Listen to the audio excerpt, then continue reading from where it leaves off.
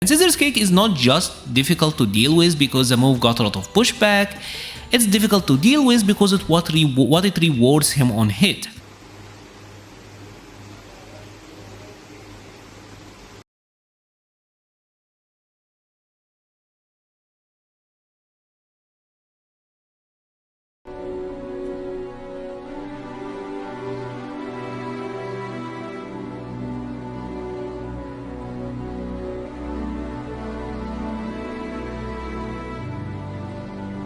Bison might be the most overtuned DLC character that I have played in a long time, guys. And I'm including Street Fighter 5.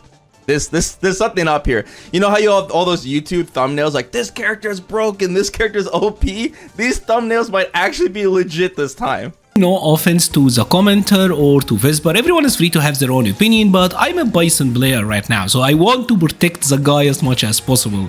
But he's ridiculous, he's absolutely ridiculous. Sorry. And starting with Bison, today we're talking about Street Fighter 6 facts that you probably didn't know about. And since we started with Bison, let's kick it off with him. Little known fact about Bison is that his OD back fist, this is a special move that plants a Psycho Mine. The OD back fist, the follow-up mine will detonate faster than regular. Regular mine, when you plant it, will detonate after 6 seconds, but the OD mine will detonate after 5.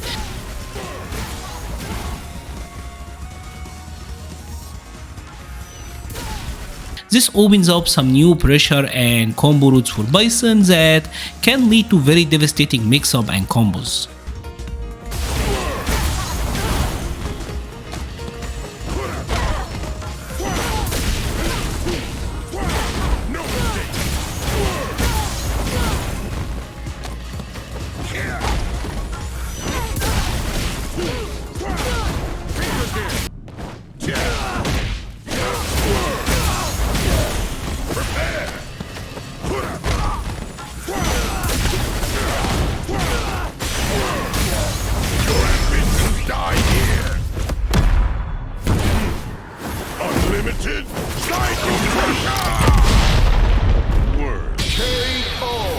Sorry.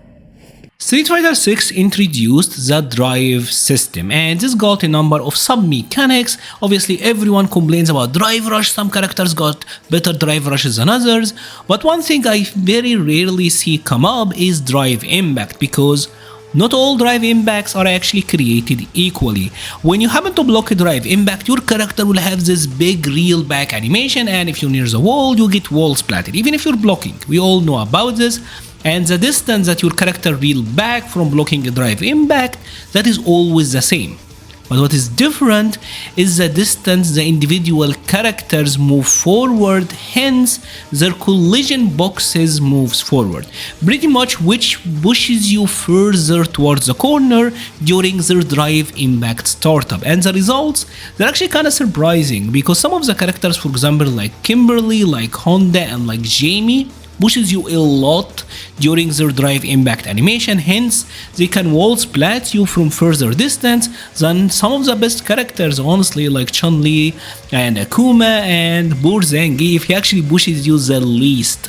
So yeah, there you go, Honda and Kimberly mains, you got some really big buffs, you got the best drive impact.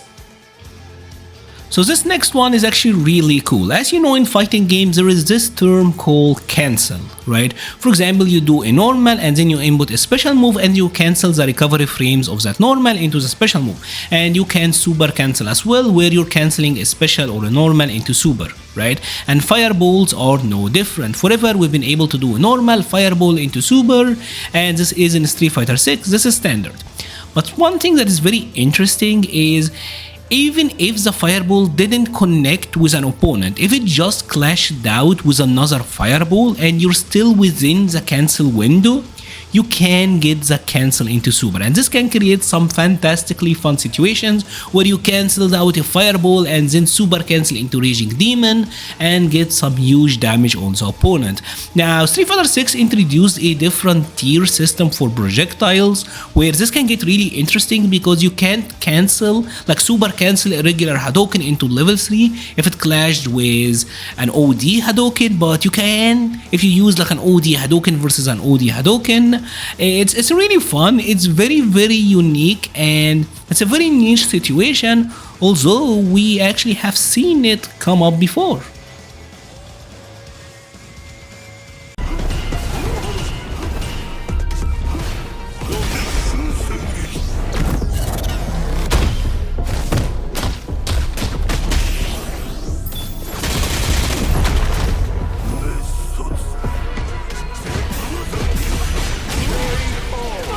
Hey Shanli, I was wondering like when are you gonna show up? You obviously wanna be a part of the video, but this next part, I don't really recommend it. No god, you don't know what's coming next. No Shanli, no! Oh my god. Anyways, as you know, in Street Fighter 6 there is a modern and then there is a classic control scheme, and special moves and supers, you can do them either way. If you got modern on, if you input the special move or super the traditional way, you still do 100% of the damage. But if you input it with the shortcut, you're getting 80%, right? This applies to like level 1 super, level 2 super, even level 3. This is across the board. But there is a very unique case with Zangief and his level 1 super, which is really weird, right? As you can see, when Zangief does his level 1 super and doing the traditional input, it does 3500, right? This is actually the most damaging level 1 super in the game. It does even more than most level 2s. The damage output is really high. But when I do it with the modern input, it's only doing 2.1k.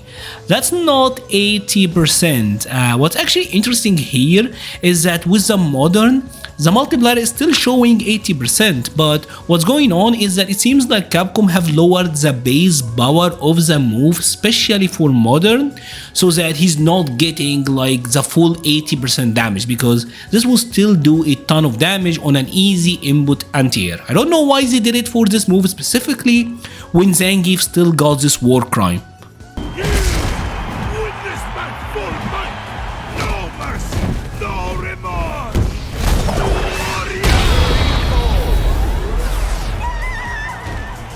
The final two facts are kind of interesting ones.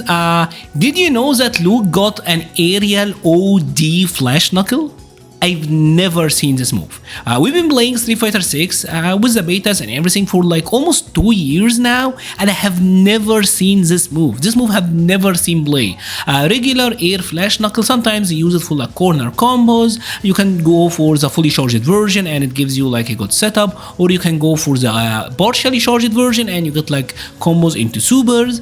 The OD version, I have never seen it, and it does have some very niche utility actually, where you can use it especially like from a far range jump, and it moves Luke a little bit forward, so you're getting hit from ranges that you typically don't get to hit the opponent from, and it can lead to some combos. If I've seen anyone ever use this in a match, I would be extremely hyped, because it actually would be super cool. It's a move that never sees play, and I wonder if Capcom will ever give it some utility. And finally, let's end it with Guile. We all know about Guile perfect booms. Perfect, which still bugs me. I wish he went back to saying Sonic Boom. It was way cooler. Anyways, did you know that there is actually a perfect flash kick? Right, I feel like people don't talk about this enough, but there is actually two versions of flash kick as well. There is a version that is the base version when you don't get the perfect timing, and if you do get the regular perfect timing, he does say something different. He says somersault when you do like the messed up, the not perfect version, and with the perfect he says flash kick, which that is really fun, because in the original games, in the English translations, he would say flash kick, but in Japanese he would say somersault, which honestly that's a lot cooler than Sonic Boom and Perfect. They should have make him say Sonic and Sonic Boom, because Sonic Boom was like that is such an iconic voice line. I'm kind of sad that they don't put it in anymore. And that's about it for today's video. If you have enjoyed this video, please leave a like or a comment. It helps the channel so much. I will be leaving a link to the Patreon, Discord, Twitter, and Twitch pages in the description. Thank you so much for watching and stay safe.